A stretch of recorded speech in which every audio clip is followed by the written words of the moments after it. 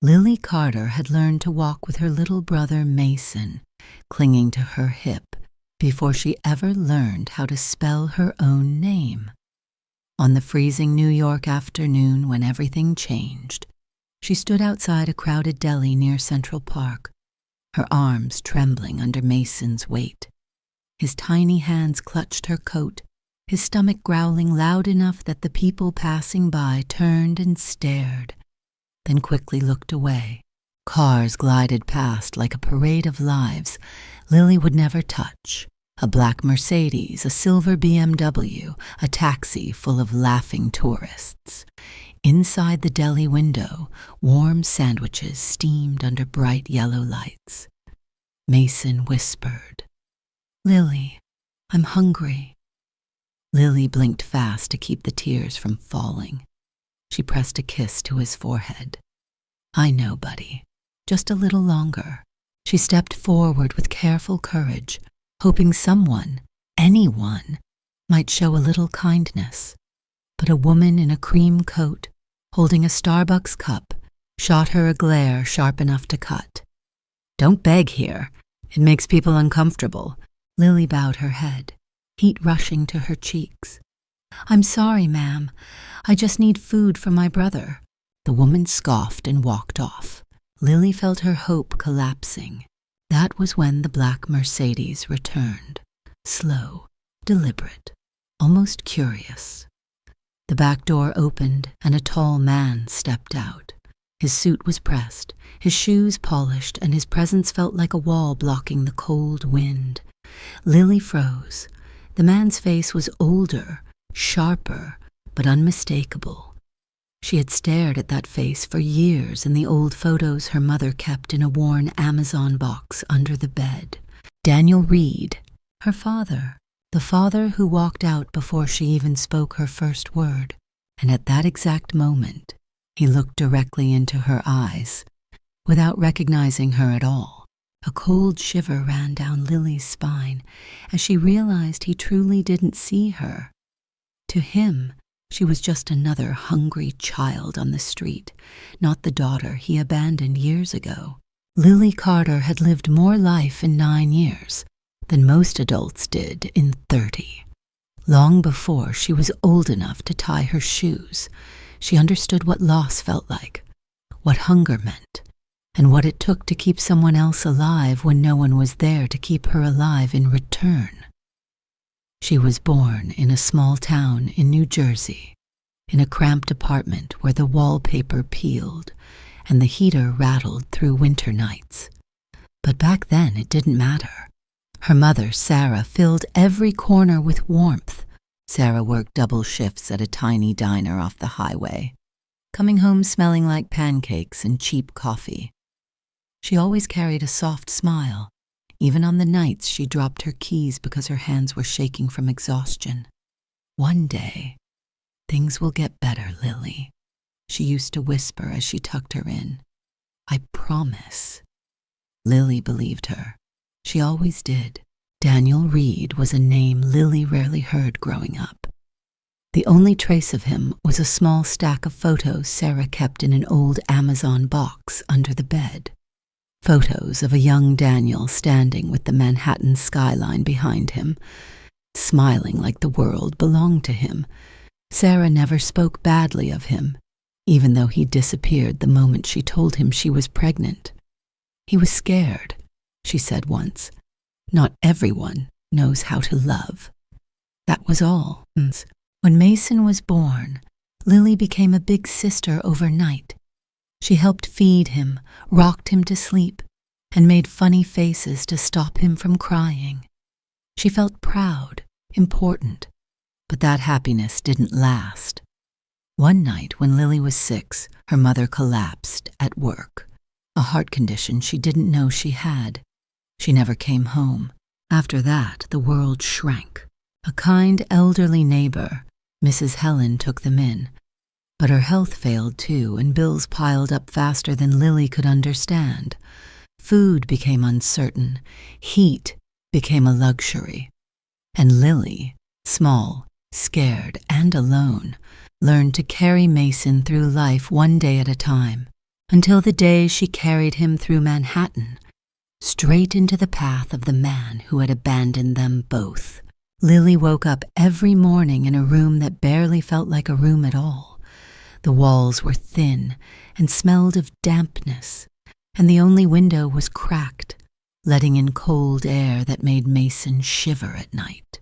Their mattress was just an old foam pad Mrs. Helen had found at a yard sale. The small heater buzzed like it might explode at any moment, and the single lamp flickered whenever the wind pushed against the building. It wasn't home, but it was all they had. Every morning, Lily folded the same faded blanket around Mason, careful to tuck the corners under his chin. She whispered, "You're okay. I got you." Then she'd slip on her 2 small sneakers, grab the cloth bag Mrs. Helen had sewn from leftover fabric, and begin the long walk into the city. They passed rows of brick buildings, old bus stops, and people who stared just long enough to feel guilty before looking away. By the time Manhattan's tall buildings appeared in the distance, Lily's legs already ached, but crossing into the city always felt like stepping into another world, one she didn't belong in. The sidewalks grew cleaner, the people dressed nicer, the cars shinier. On Fifth Avenue, she once saw a woman walking a dog wearing a coat that probably cost more than everything Lily and Mason owned. She didn't envy them. She just wondered what it felt like to live without fear of the next meal.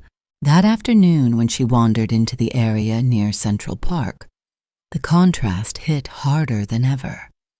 She stood beside restaurants with gold-framed windows, wide glass doors, and bright chandeliers glowing inside. People sat at tables laughing over salads and warm bread. A waiter carried a tray of sparkling water and pastries.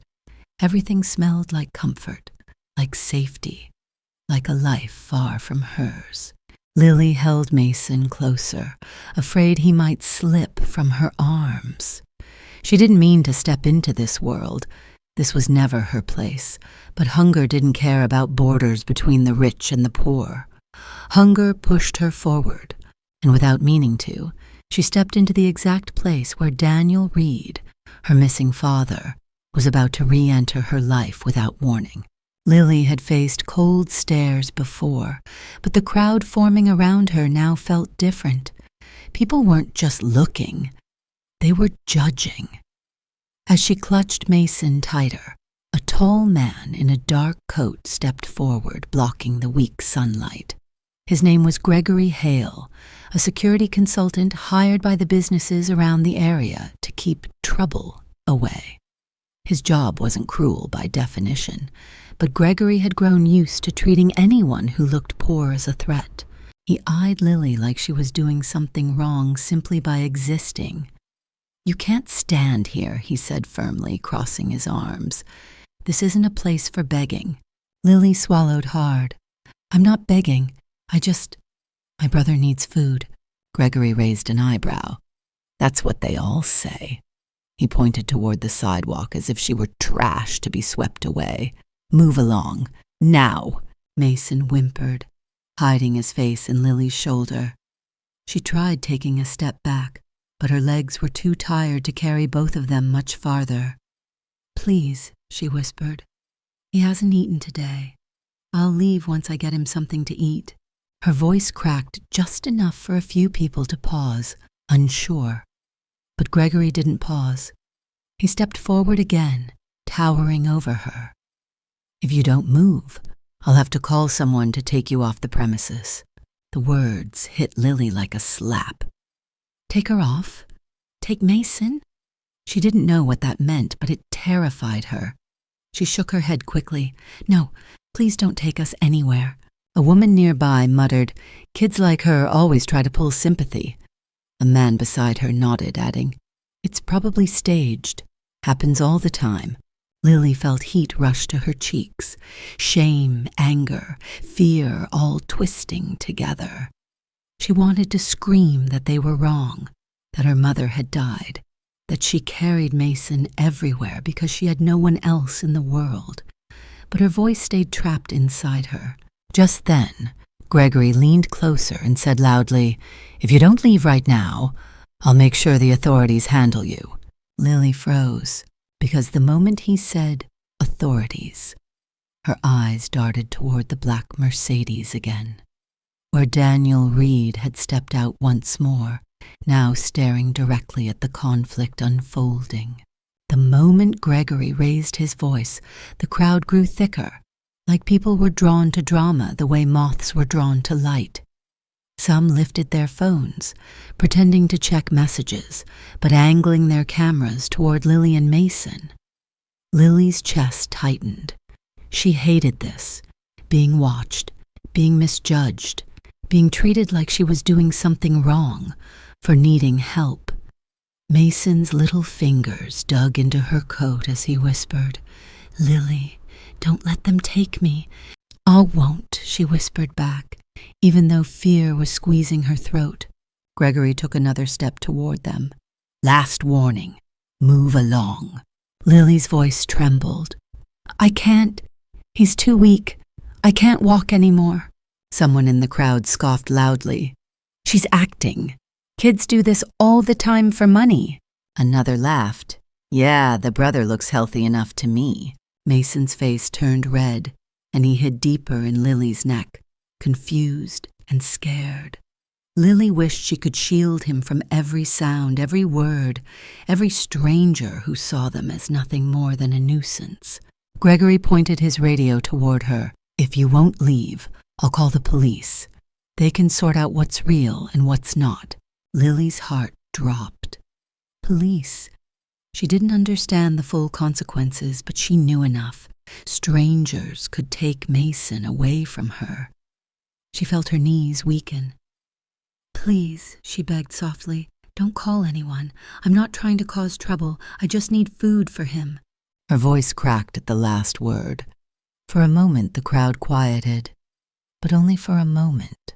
A teen with a bright red phone smirked and said loud enough for the whole block to hear, "This is gonna go viral. A fake sob story right in Central Park." Lily shut her eyes, wishing she could disappear. And then a man's voice cut through the noise, a voice Lily recognized from half-forgotten memories, from the recordings her mother once kept, from a childhood that never truly began. "What's going on here?" Daniel Reed stepped forward, confusion and concern written on his face, right as the entire crowd turned toward him, recognizing the wealthy businessman from countless articles and interviews. And in that instant, Lily knew. He still didn't realize she was his daughter. Daniel Reed wasn't used to walking into chaos. His world revolved around quiet boardrooms, polished speeches, and perfectly managed schedules. So when he stepped forward and saw Gregory towering over a trembling little girl, his first instinct was confusion.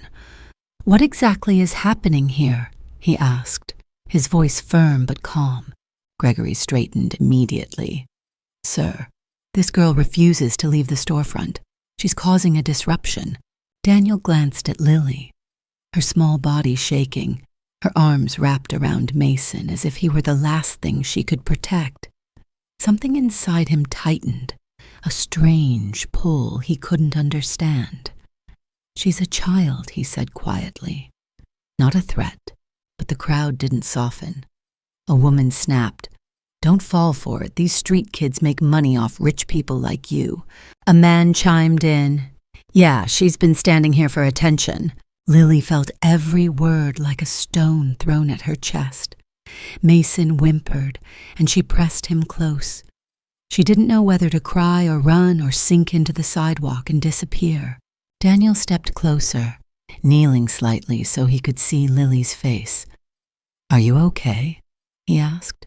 Lily opened her mouth to answer, but Gregory cut in sharply. "Sir, I advise you not to engage. It complicates things. I'm calling the police so they can take the kids somewhere safe." Lily panicked. "No, please." Her voice cracked so loudly the entire crowd flinched. "Don't take us. Please don't take my brother." Her desperate cry shattered something inside Daniel. He stood up slowly, turning to Gregory. "You will not call the police," he said, each word crisp and controlled. Gregory frowned.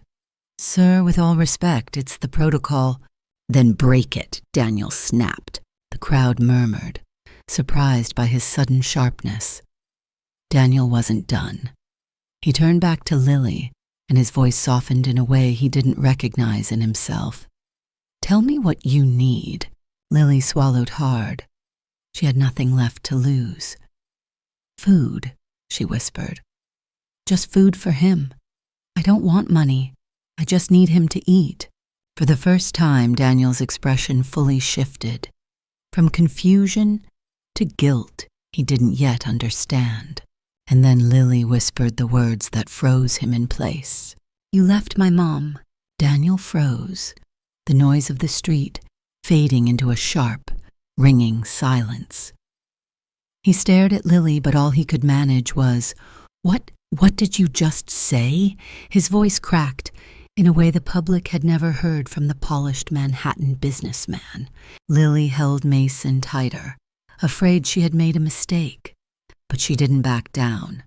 Her chin trembled, but she forced the words out. "You left my mom. You left Sarah Carter." It was like watching the ground vanish beneath Daniel's feet. His face drained of color. He stumbled a half step backward, as if her small voice had the force of a punch. "Sarah?" he whispered, the name tasting like old guilt. Gregory frowned. "Sir, is this true? Do you know this kid?" Daniel didn't answer him. He couldn't. He couldn't look away from Lily, those eyes, those familiar brown eyes, the ones he used to trace in old photographs when he was too young and too foolish to understand what responsibility meant. The crowd buzzed with shock. A woman muttered, "Wait, is she saying he's her father?" Daniel ran a hand through his hair, breath shallow.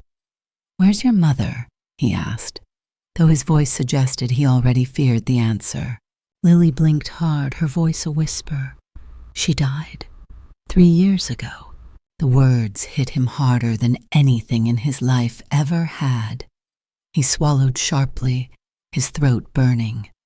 And you too? Who takes care of you?" "No one," Lily breathed. "I take care of Mason. I carry him. I feed him when I can. We just try to make it through the day." Daniel's heart seemed to collapse inward.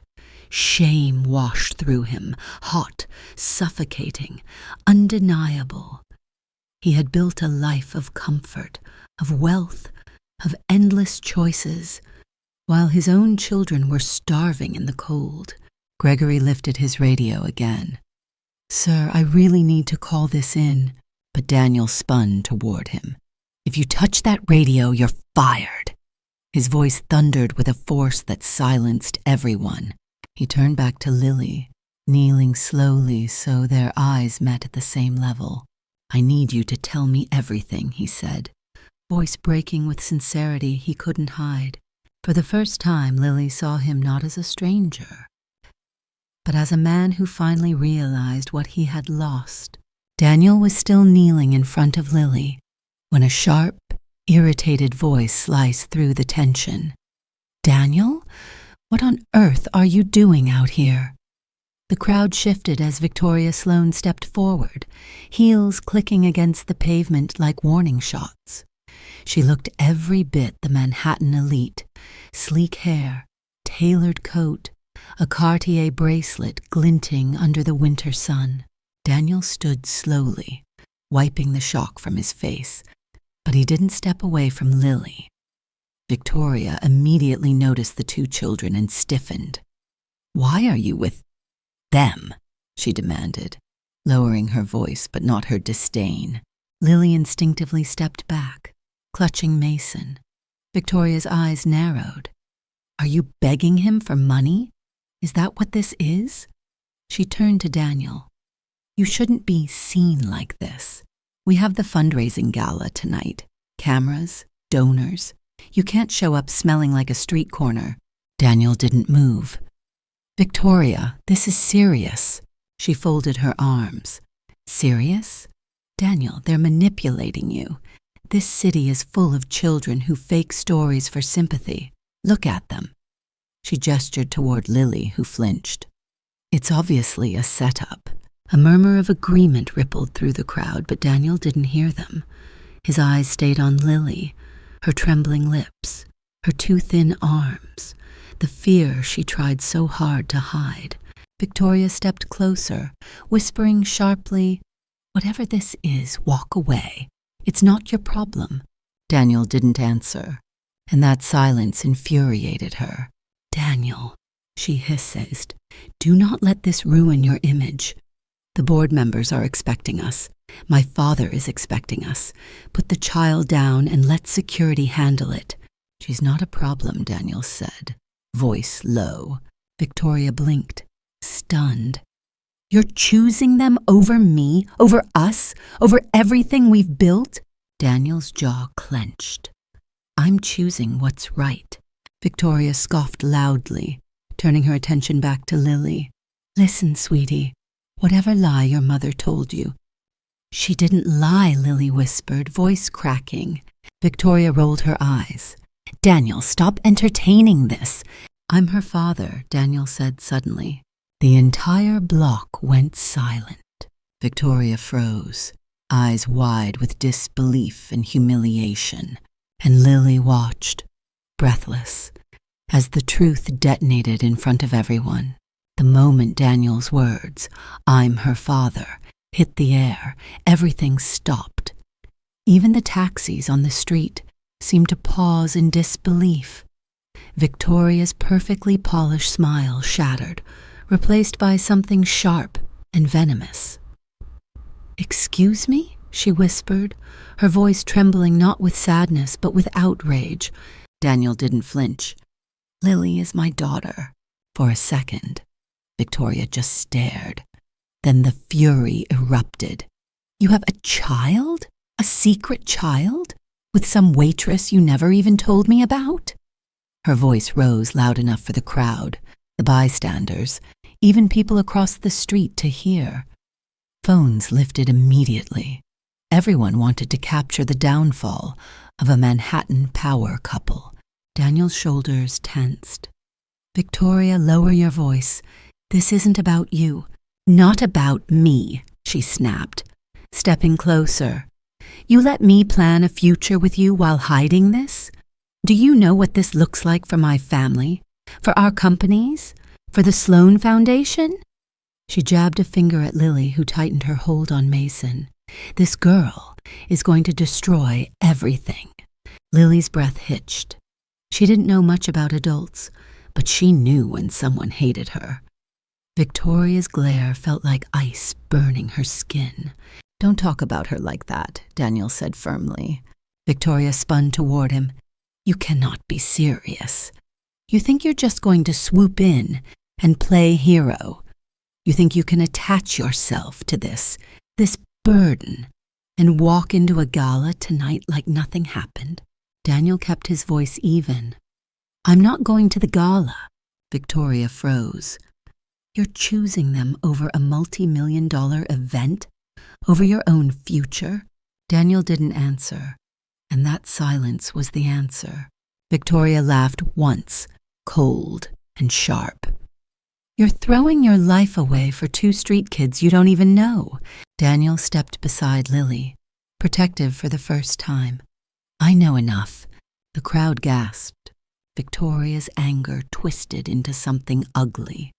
She leaned close and murmured, "You're making the worst mistake of your career." Then she turned and stormed off, heels striking the pavement like final verdicts. And for the first time, Lily saw someone choose her, even if the world watched with judgment in their eyes. For a long moment after Victoria disappeared into the crowd, Daniel stood frozen, as if someone had ripped the ground out from under him. The weight of what he had just admitted publicly, loudly, settled onto his shoulders like a boulder. Lily watched him cautiously, unsure if he regretted the words or meant them. Mason shifted in her arms, mumbling weakly, and she whispered, It's okay, buddy. I'm here. Daniel rubbed his forehead, pacing 2 steps before stopping again. I need to think, he muttered almost to himself. The crowd stared, waiting for him to make a move. Some whispered sympathetically, others judged. A few people recorded everything. Lily felt smaller with every passing second. Gregory, still nearby, cleared his throat. Sir, if you want this situation handled, I can escort the children somewhere until you've sorted things out. Lily's heart plummeted. She hugged Mason tighter. No, she said quickly. Don't take us. Daniel turned sharply. No one is taking them anywhere. But even he looked overwhelmed. His hands shook slightly. His eyes darted between the children, the crowd, and the street where Victoria had disappeared. Lily recognized the look because she wore it often. Fear mixed with confusion. I just need a moment, Daniel said, stepping back. Lily felt Mason's body slumping heavier in her arms. He was too warm, breathing too fast. Panic tightened her throat. I need to get him somewhere warm, she whispered. Daniel hesitated. There's a cafe across the street. We can talk there. But his voice lacked the confidence she needed. Lily shifted her weight, preparing to walk away. She had trusted adults before. It never ended well. Mason needs food now, she said firmly. And he needs a place to sit. Please. Daniel seemed to snap out of his daze. He stepped closer, but Lily flinched, unsure. I'm not going to leave, he promised softly, yet the uncertainty in his eyes told her he wasn't promising himself. She stood frozen, wondering if this moment would save their lives or shatter the last fragile hope she carried today. By the time the street finally cleared and the noise faded, the winter wind had grown sharper. Cutting through Lily's thin coat like it wasn't even there, Daniel was still standing close, but he looked torn, pulled between the life he knew and the one suddenly staring at him through Lily's eyes. The uncertainty on his face made Lily's stomach twist. She couldn't rely on him. Not yet. Not when Mason was burning up in her arms. I need to take him home, Lily whispered, shifting Mason's weight. Her arms were numb, but she refused to let him slip. He doesn't feel good. Daniel reached a hand toward Mason, instinctively wanting to help, but Lily stepped back. Trust didn't come that easily. I won't hurt him, Daniel said softly. I know, she replied, but people leave. They always leave. The words weren't meant to stab him, but they did. He looked away, guilt flashing across his face. Lily turned and began walking toward the subway entrance. Her legs shook from exhaustion, each step heavier than the last. Mason's forehead was hot, his breathing uneven. Lily, he murmured. I'm cold. I know, baby, she said, pulling the blanket tighter around him. Just a little longer. Almost home. Home. A word that didn't mean warmth or comfort. Just 4 peeling walls, a flickering lamp, and a drafty window that couldn't keep winter out. But at least it was familiar. At least no one yelled there. No one accused her of lying. No one tried to take Mason away. By the time she reached the train platform, Lily's knees nearly buckled. She sank onto a bench, rocking Mason as he whimpered. Tears burned behind her eyes, but she blinked them back. Strong. She had to be strong. She pulled out the last of their dinner, a half sandwich from earlier. She gave Mason the bigger piece and kept the smaller one. Eat slow, she said gently, but Mason pushed it away. My tummy hurts. Her heart cracked. She'd held herself together all day, through humiliation and stares and fear. But now, finally, she felt her resolve slipping.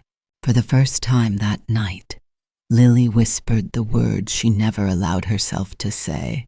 I don't know what to do anymore. Daniel returned to his penthouse that night, but the view of the Manhattan skyline felt colder than the winter air outside. Normally, the city lights calmed him, reminding him of how far he had climbed, but tonight they only reminded him of who he had stepped over on the way up. He loosened his tie, sat on the edge of his leather sofa, and pressed his hands to his face. Lily's voice echoed in his head. "People leave." He wished he could erase those words, but they clung to him like a bruise. He stood and walked to the bookshelf where a small wooden box sat buried behind business manuals and leadership books. He hadn't opened it in years. Inside were letters from Sarah, letters he never read. His chest tightened as he opened the first one. Her handwriting was shaky, gentle, familiar. She wrote about missing him, about raising Lily alone, about wishing he'd call. Daniel felt something inside him break. He kept reading, letter after letter, until he reached the last one. It was dated months before she died. She wrote that Lily had become a big sister, that the baby's name was Mason, that she hoped one day Daniel would want to meet them. He dropped the letter. Breath punched from his lungs. He walked to the window, gripping the frame. "I failed them," he whispered. For the first time in years, tears blurred the skyline. He grabbed his phone and scrolled through missed calls from earlier, calls from the board, from Victoria, from reporters. None of them mattered. He thought of Lily on the cold subway bench, holding Mason with everything she had. He had walked away once. He couldn't do it again. Daniel grabbed his coat, keys, and wallet. He didn't care about headlines, about expectations, about scandals. He cared about the two children who should have grown up knowing his voice, his presence, his love. Tonight, he would find them, and he would not come back alone. He stepped into the night determined to rewrite every mistake he had made and finally become their father today. Victoria Sloane was not a woman who tolerated embarrassment, especially not public embarrassment tied to her name. By the time she returned to her Upper East Side apartment, rage pulsed in every step she took. Her phone buzzed non-stop. Missed calls from reporters, board members, even her father. The headlines were already forming. Daniel Reed confronted by street children. Mystery girl claims she's his daughter. And worse, Victoria poured herself a glass of wine, hands trembling. "He ruins everything," she hissed. "Everything we've built." The glass clinked sharply as she set it down, her mind already calculating. A scandal like this could destroy their upcoming merger, damage their family brand, and humiliate her socially. And in Victoria's world, humiliation was equivalent to death. She dialed Daniel, pacing across her marble floor. He didn't answer. She tried again. Still nothing. Her jaw clenched. "Fine," she muttered. "If he won't listen to reason, he'll listen to consequences." She called her father, Walter Sloane, the man who practically controlled half of Manhattan philanthropy. His deep voice answered immediately. What did he do now? Victoria didn't hold back. He admitted it, publicly. He has a secret child. Maybe two, Walter sighed. This will complicate the foundation gala. It will destroy it, Victoria snapped. And he refuses to walk away from those kids. Walter paused. Then you need to convince him. Remind him what he stands to lose. Victoria's lips curled into a cold smile. Already working on it. She ended the call and grabbed her coat. She knew Daniel. His weaknesses, his fears, the pressure points behind every decision he made. And she was prepared to push all of them. She would remind him of the contracts at stake, the reputation he'd built, the investors who expected stability. She would paint those children as a threat, a burden, a complication he couldn't afford. She marched toward the elevator with a new plan forming in her mind. If Daniel wouldn't willingly abandon the kids, she would force him to choose between them and everything else he valued. And Victoria was absolutely sure she knew what his choice would be. Because in her world, love was temporary. Reputation was forever. The Plaza Hotel glowed like a palace against the Manhattan night, its golden lights spilling across Fifth Avenue. Inside, chandeliers sparkled above polished floors, and the city's wealthiest elites drifted through the ballroom with champagne glasses and rehearsed smiles.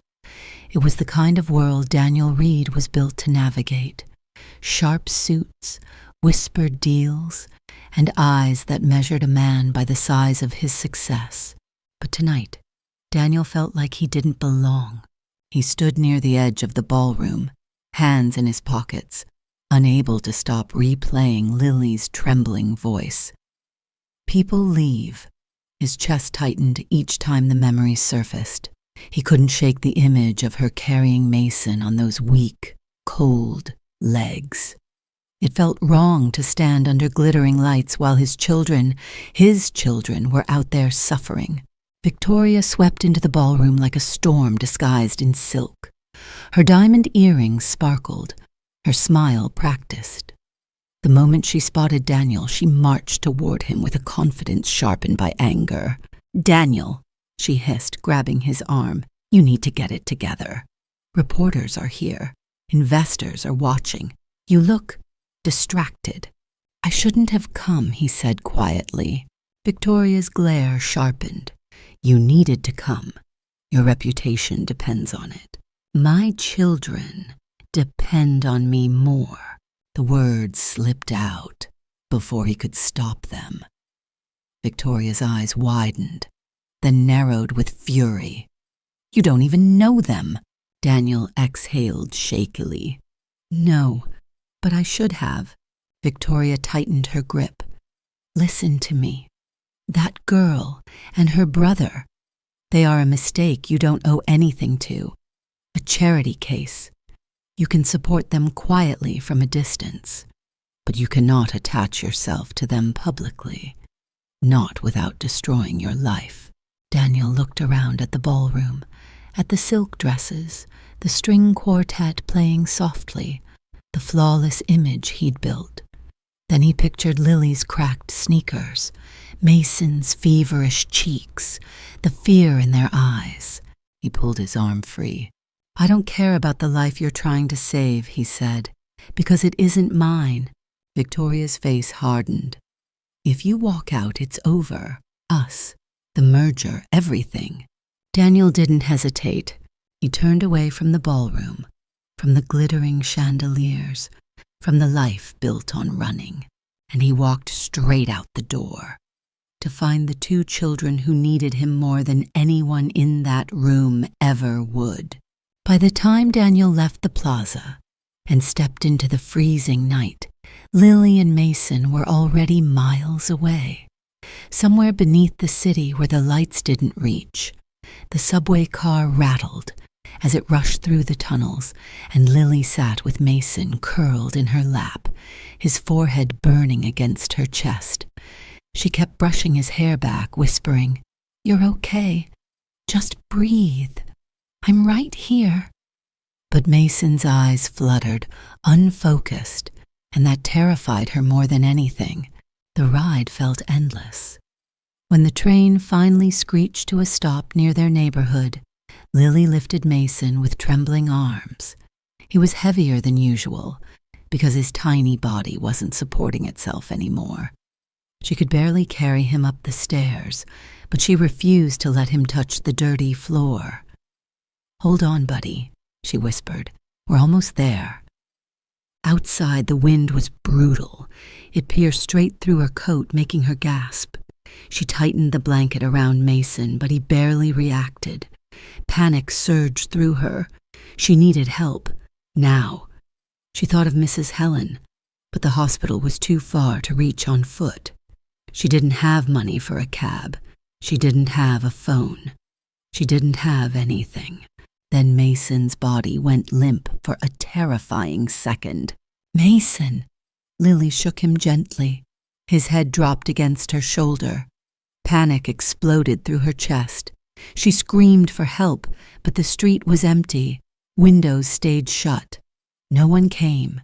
She ran until her legs buckled, toward the one place she knew might help, the ER entrance of the community hospital. She stumbled through the doors, sobbing. "Please, please help him." The nurse rushed over and took Mason from her arms. "How long has he been like this?" I don't know. He's been sick. I don't have money. Please don't take him away from me." "Well, you did the right thing bringing him here," the nurse said. But Lily barely heard it. They whisked Mason behind swinging doors, leaving Lily alone in the harsh fluorescent hallway. Her chest heaved, her fingers shaking violently. She kept replaying everything. His heat, his weak voice, his limp weight. She dropped to her knees. "Please don't take him too," she sobbed into her hands. "He's all I have." And while she cried, a police officer picked up a small folded paper she'd dropped. Daniel Reed's name and number written on it. Daniel was halfway across Midtown when his phone rang. He didn't recognize the number, but something in his gut told him to answer. "This is Daniel Reed," a steady official voice responded. "Mr. Reed, this is Officer Martinez from the 14th Precinct. We're at the community hospital on West 112th Street. A little girl was brought in with her younger brother. She had your name and number written on a slip of paper." Daniel stopped walking. "Lily?" His voice cracked before he could hide it. "Is she okay? What happened?" "She's physically fine," the officer replied. "But the boy, Mason, he's in critical condition. High fever, severe dehydration. The doctors are working on him now." The world around Daniel blurred. Cars honked. People rushed past, but he heard none of it. "Is Lily alone?" "Yes, sir. Completely alone. She's terrified." Daniel didn't realize he'd started running until he heard the wind rushing past his ears. He didn't try to call a driver or wait for a car. He sprinted through Manhattan like a man trying to outrun every mistake he'd ever made. When he finally burst into the hospital lobby, breathless and pale, Officer Martinez stepped forward. "Mr. Reed, where is she?" The officer pointed down the hallway. Daniel walked quickly, then slowed as he caught sight of Lily. She sat curled on a plastic chair, arms wrapped around herself, her face streaked with tears. She looked smaller than he remembered, like she had folded into herself. Daniel approached slowly. "Lily?" She lifted her head. Her eyes were red, swollen, exhausted. When she saw him, something inside her broke. "Mason, he's really sick. I don't know what to do." Daniel knelt beside her, placing his hands gently on her trembling shoulders. "I'm here now," he said, voice shaking. "You're not alone anymore. I promise you that." She stared at him, trying to believe it. "You won't leave?" "Never again." A doctor appeared from behind the ER doors. "Mr. Reed, we need to discuss Mason's condition." Daniel stood squeezing Lily's hand. He braced himself, because whatever the doctor was about to say, he knew it would determine whether he lost a child he barely had the chance to know. Daniel followed the doctor down the hallway, his hand still wrapped around Lily's small trembling fingers. Every step felt like walking toward a verdict he was terrified to hear. They stopped near a consultation room, and the doctor closed the door gently behind them. "Mr. Reed," he began, voice steady and clinical, "your son is dealing with a severe fever, dehydration, and fatigue. He needs fluids, monitoring, and rest. He's stable for now, but it could have been much worse." "Your son!" The words hit Daniel straight in the chest.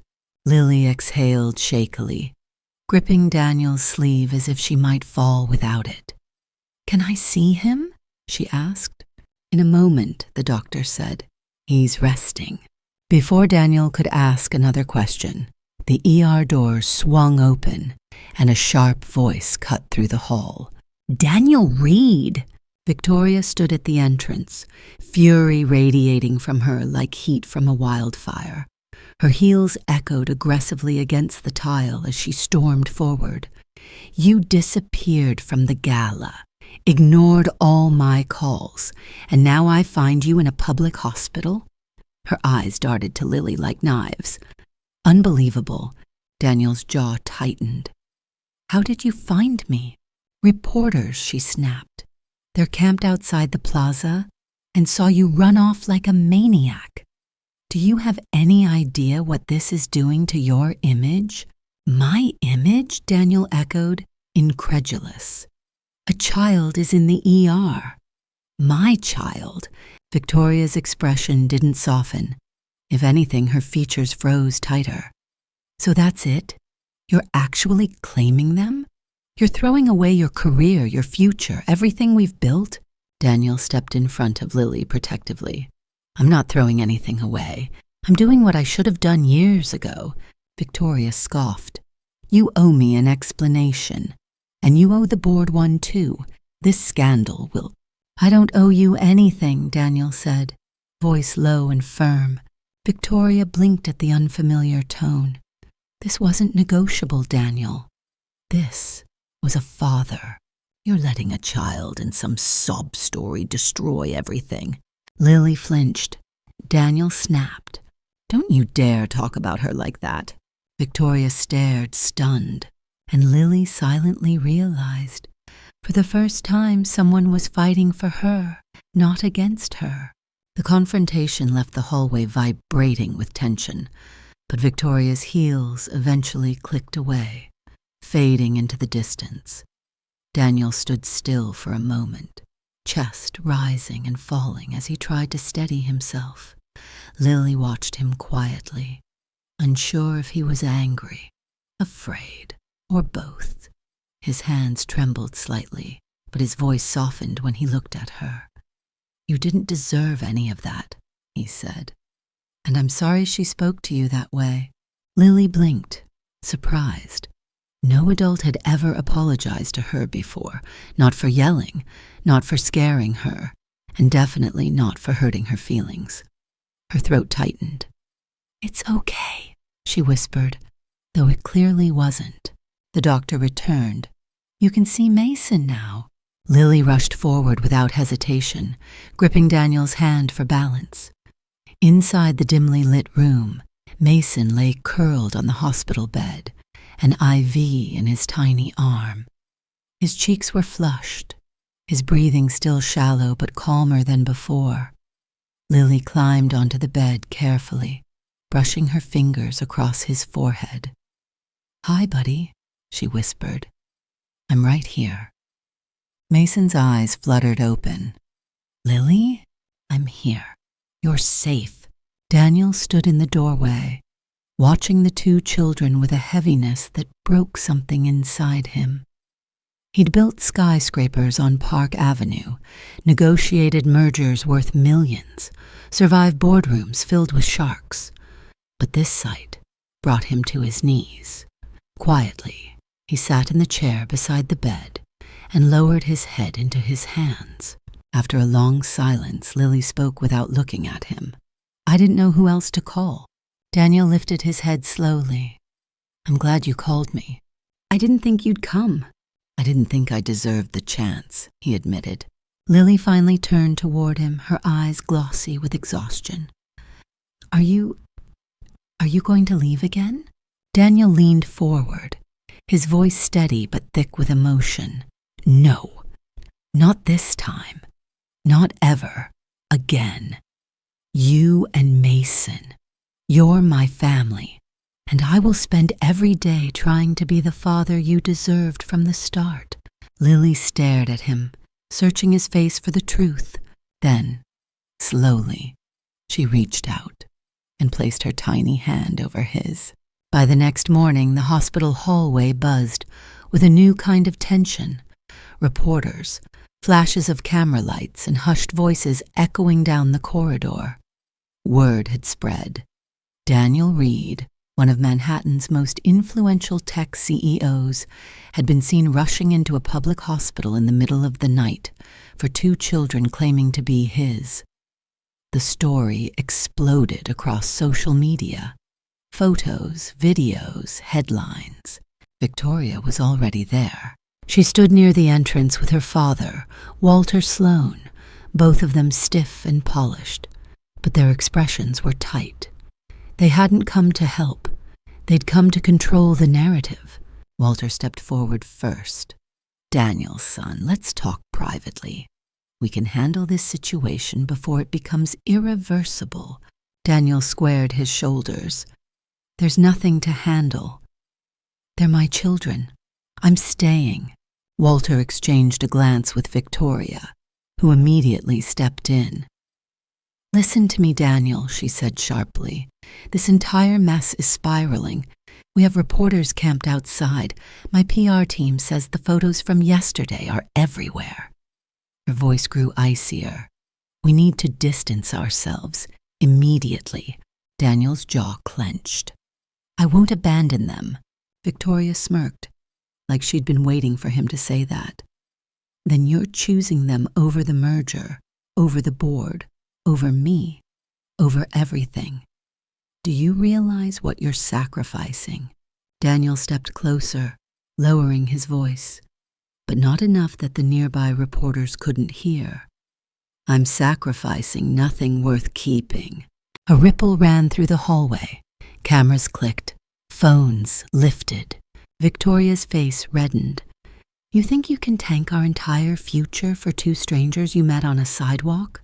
"They're not strangers," Daniel said quietly but firmly. "They're my family.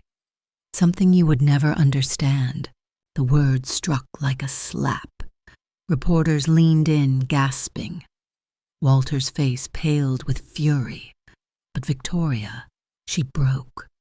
Her expression cracked, revealing raw humiliation beneath the polished exterior. "You'll regret this," she hissed. "You're destroying yourself."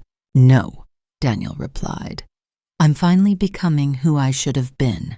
A journalist shouted, "Mr. Reed, are you officially confirming the children as yours?" Daniel placed a steady hand on Lily's shoulder, who peeked from behind him. "Yes," he said, "I am." The flash of cameras lit the hallway, capturing not his downfall, but Victoria's. Mason woke slowly, his eyes blinking against the soft hospital lights. Lily leaned over him, brushing his hair gently. "Hey, buddy," she whispered. "You scared me." Mason managed a tiny smile. "I was sleepy." Daniel stood beside them, relief washing over him like a warm tide. For the first time since he had met them, he felt something he hadn't felt in years. Purpose. Not the kind found in boardrooms or behind a polished desk, but the kind that lived in the simple act of showing up and staying. The doctor entered with a smile. "Good news. He's responding well. He just needs rest and proper nutrition for a while."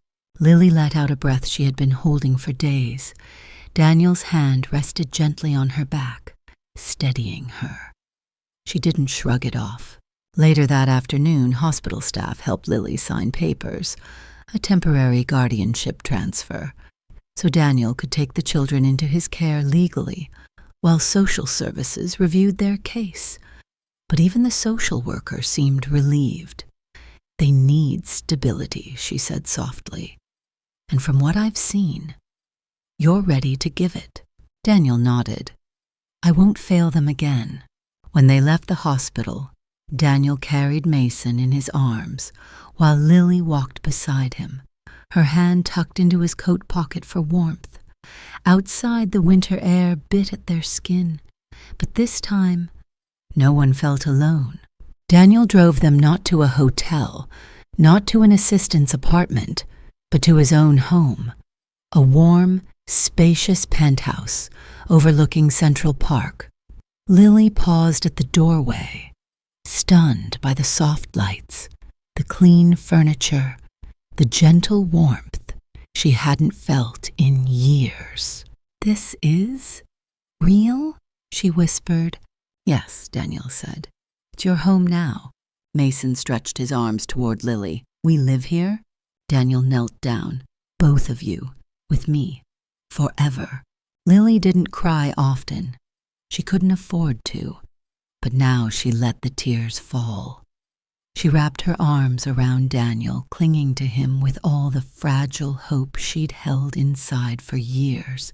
Daniel held both children close, promising silently and aloud, "You're safe, you're loved, and I'm never leaving again." For the first time, their family was whole, not perfect, not polished, but real, warm, and finally healed. So that's how the story ends. And if you're still here right now, my friend, it means something in this journey touched your heart in a real way. Maybe it reminded you of your own struggles, or of someone you love. Maybe it stirred something quiet inside you, the part that knows we all carry wounds, but we also carry the strength to heal. This story isn't just about a father finding his children. It's about choosing courage over fear, presence over excuses, and love over pride. It's about the truth Marcus Aurelius once wrote: "What stands in the way becomes the way." Daniel's guilt, Lily's fear, Mason's pain, all of it became the path toward something better, something whole. Life will always hand us moments that test who we are, but healing begins the moment we stop running and choose to stand with the people who need us. And if this story taught us anything, it's that it's never too late to change, to show up, and to love deeply. If you felt even a little spark of meaning here, do me a kindness. Like this video, share it with someone who needs hope today, and subscribe so you don't miss the next story. You being here matters. Thank you for staying.